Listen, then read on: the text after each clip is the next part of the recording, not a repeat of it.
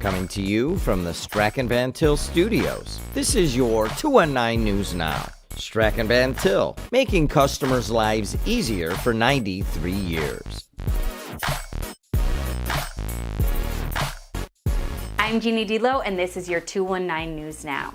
Was it a tragic accident or a reckless act? That's what a jury may have to decide after a 17-year-old Portage student was waived to adult court this week in the fatal shooting of 18-year-old Andrew Lenahan.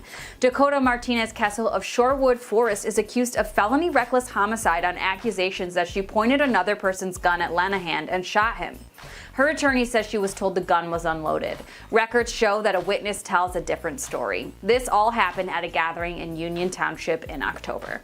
It appears nothing can slow down the rush of Indiana lawmakers to deploy speed enforcement cameras in highway work zones. A Senate committee voted 8-1 to advance legislation already approved by the House. Leaders connected to road construction said it's urgently needed to protect workers and motorists. Speed kills, said Brian Gould of the Build Indiana Council. We're seeing more cars on the road traveling faster than ever before.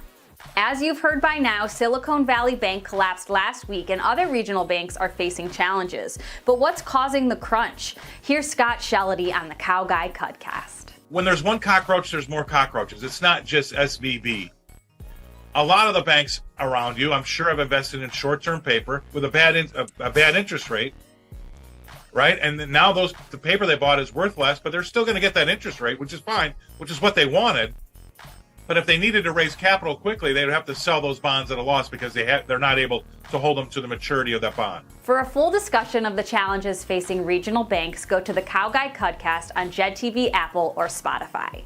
It's not only Purdue's Zach Edey who's set to draw double teams as the NCAA men's basketball tournament opens up this week. Another first-team All-American is set for the same treatment. Indiana coach Mike Woodson said that the Kent State Golden Flashes will no doubt double team Trayce Jackson-Davis because he's simply good at putting the ball in the basket. IU plays at 8:55 p.m. on Friday. Purdue's right before that at 5:50. Listen to both on WJOB. For more, visit NWI.com. I'm Jeannie Delo, and this was your 219 News Now.